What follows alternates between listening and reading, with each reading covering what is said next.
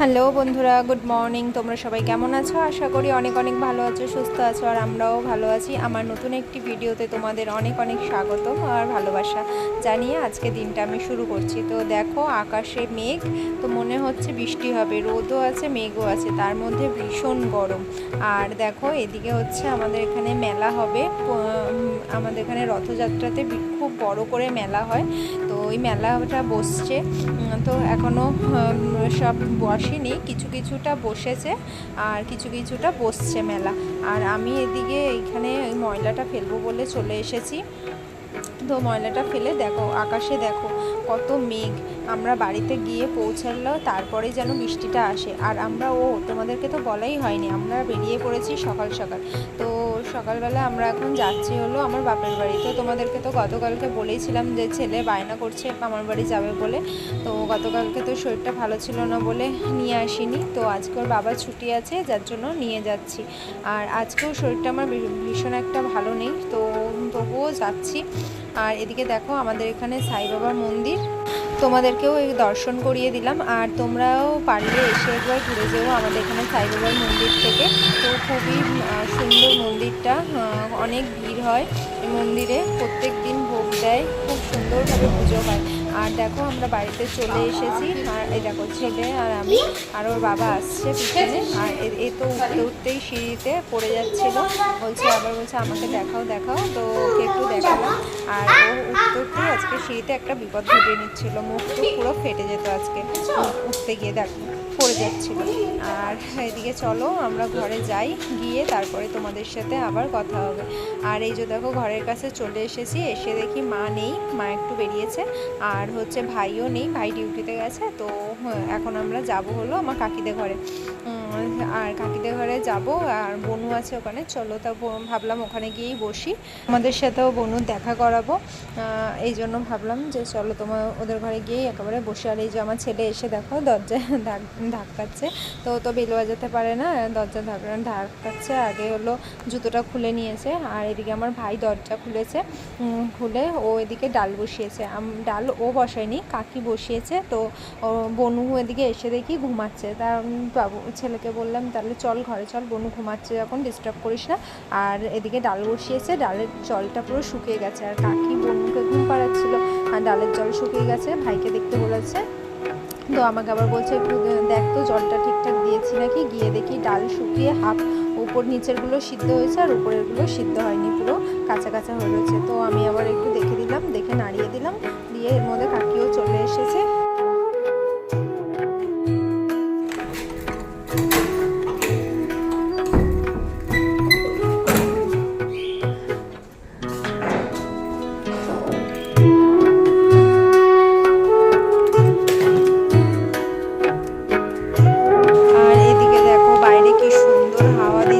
আর ওদিকে মেঘও করেছে খুব সুন্দর, তো মনে হচ্ছে বৃষ্টি হবে। তো হলে ভালোই হয়, যা গরম লাগছে মানে কি বলবো, এত হাওয়া, কিন্তু ঘরের মধ্যে ভীষণ গরম, ভীষণ গরম। আর আমার ছেলে তো বৃষ্টিতে ভেজার জন্য একদম উদ্বিগ্ন হয়ে রয়েছে। ও অনেক দিন ধরে বলছে শুধু বৃষ্টিতে ভিজবে বৃষ্টিতে ভিজবে, কিন্তু ভিজতে দিই না আমি, ভয় লাগে যদি ঠান্ডা লেগে যায়। এই দেখো, আমরা ছাদে চলে এসেছি, ছেলেও এসেছে। তো মানে এরকম ওয়েদার দেখে আর ঘরে থাকবে না, ও এখন ছাদে আসবে। আর কি সুন্দর লাগছে না মেঘটা।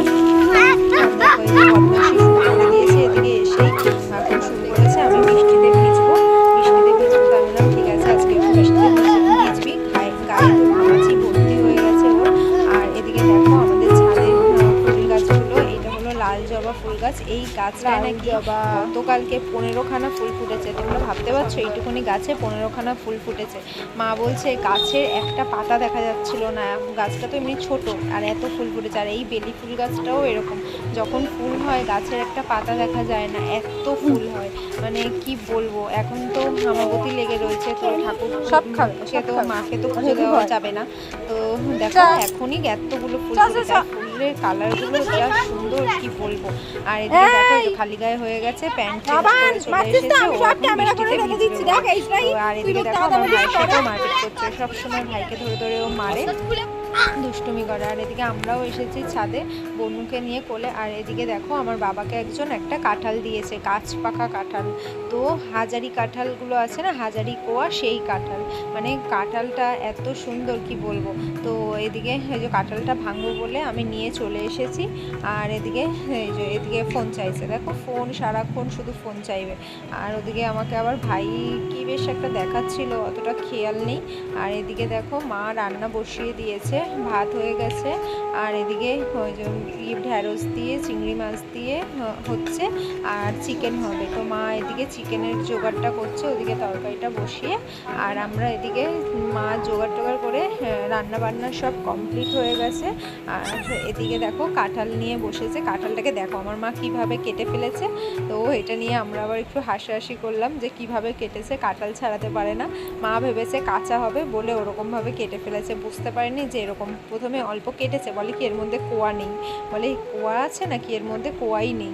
তারপরে কোয়া ভেঙে আর শেষ করতে পারছি না, এত কোয়া, প্রায় মনে হয় 250 খানা মতো কোয়া বেরিয়েছে এরকম। আর তেমনই মিষ্টি। এই যে দেখো কাঁঠাল ভাঙতে ভাঙতে মা খাচ্ছে, আমিও খেয়ে নিয়েছি কটা।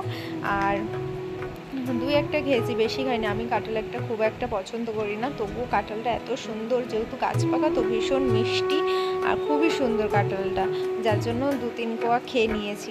আর এদিকে দেখো আমি কাঁঠালটা ভাঙছিলাম, আর আমি আর মা মিলে, মাই প্রথমে ভাঙছিল, তো মা আবার উল্টোভাবে কেটেছে বলে আমি আবার গিয়ে হাত লাগালাম। আর এদিকে আমার ছেলে ভিডিওটা করে দিয়েছে, এই ভিডিওটা কিন্তু আমার ছেলেই করে দিয়েছে আমাকে। আর তোমাদেরকে শর্ট ভিডিওতেও দেখিয়েছিলাম, ও ভিডিও করে দিয়েছে, সেটা তোমাদের সাথে শেয়ার করেছিলাম। আর দেখো এদিকে কতগুলো কাঁঠাল বেরিয়েছে, এইগুলো বড় বড় কন্টেনার করে সব ঢেলেছি। আবার হচ্ছে ওদিকে গামলা, 1 গামলা। আর এদিকে আমার হাজব্যান্ড খেতে বসে গেছে, ছেলেকেও খাওয়াচ্ছে, ও খাচ্ছে। আর এদিকে এই যে দেখো এই যে চিকেনটা রান্না করেছে, ভেন্ডির তরকারি দিয়ে খাচ্ছে আর চিকেন। আর এদিকে আমার আজকে বললাম না শরীরটা একটু খারাপ, সেই জন্য আমার হাজব্যান্ড আবার ওআরএসের লিকুইড ওআরএসটা এনে দিয়েছে। তো আমি আর আমার ছেলে এখানে বসে বসে খাচ্ছি। আর আমার বড় ওইটা নিয়ে হাসাহাসি করছে, বলছে ওআরএস খাবে, সেটাও লোককে দেখাতে হবে, এটাই বলছে। তা আমি বলছি ব্লগিং করছি তো সবই তো দেখাবো না কেন, ওআরএস খাচ্ছি। তো সেটা নিয়েই আমার সাথে হাসাহাসি করছে। আর আমার ছেলে দেখো ফোন দেখছে আর ওআরএস খাচ্ছে।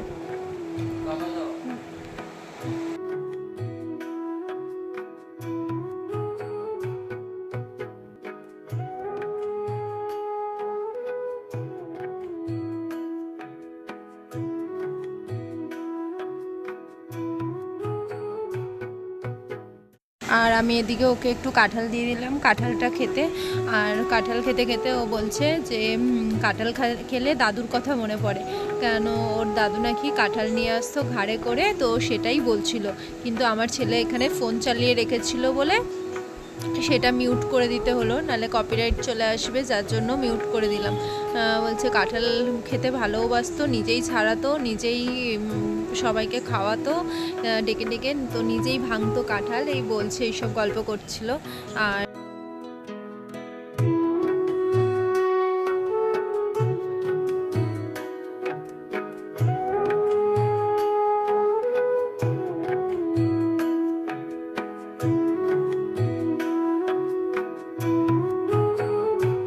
মামার বাড়ি যাবো, তাও তো তোদের তো মামার বাড়ি নেই, আর তুই তো ঠাকুমার কাছে এইগুলো বায়না করতি, আর তোর ছেলেও ওরকম বায়না করে কি মামার বাড়ি যাবো।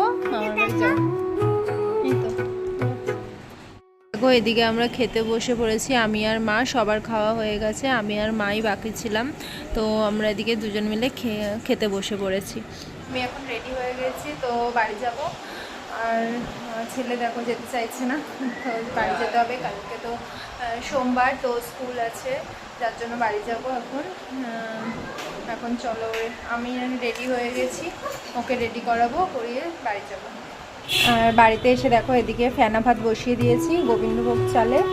আর এইখানটায় এই যে আমার হাজব্যান্ড আলু ভাজবে, আলুটা কেটে রেখে দিয়েছে। আর আমি এদিকে ফেনা ভাতটা বসিয়ে দিয়েছি, আজকে ভাত খেতে ইচ্ছা করছে না, তো ফেনা ভাত খাবো, যার জন্য ফেনা ভাত বসিয়েছি। ফেনা ভাতটা আমার ছেলেও ভালো খায়, আমার হাজব্যান্ডও ভালো খায়, আমিও খাই মোটামুটি। তো ওই যে ফেনা ভাত করবো, লঙ্কা দিয়ে, নুন দিয়েছি, লঙ্কা দিয়েছি। চলো, তোমরা কে কে ভালোবাসো ফেনা ভাত খেতে? আমার তো ভীষণ ভালো লাগে। তো আজকের মতো ভিডিওটা এই পর্যন্তই। ভালো লাগলে লাইক, শেয়ার এবং সাবস্ক্রাইব করে দিও, আর পাশে থাকা বেল আইকনটি অবশ্যই প্রেস করে দিও। দেখা হবে একটি নতুন ভিডিওর সাথে, ততক্ষণের জন্য সুস্থ থেকো। তো tata, bye bye, good night.